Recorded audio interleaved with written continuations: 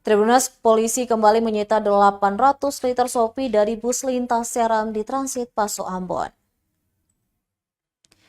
Ratusan liter minuman keras miras tradisional jenis sopi diangkut bus lintas Ambon Seram dan kendaraan roda 2 kembali disita aparat kepolisian Polsek Baguala di Pasar Minggu Transit Paso, Kecamatan Baguala, Kota Ambon, Kamis 9 Februari 2023. Kapolsek Baguala AKP Meti Yakobus mengungkapkan saat dilakukan razia oleh personil Polsek dari bus lintas Ambon Pulau Seram ini ditemukan sebanyak 800 liter.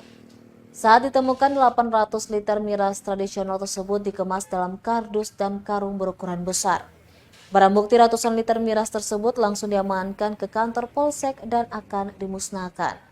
Dijelaskan rahasia rutin miras itu sebagai upaya kepolisian untuk mengurangi tingkat kriminalitas akibat pengaruh miras.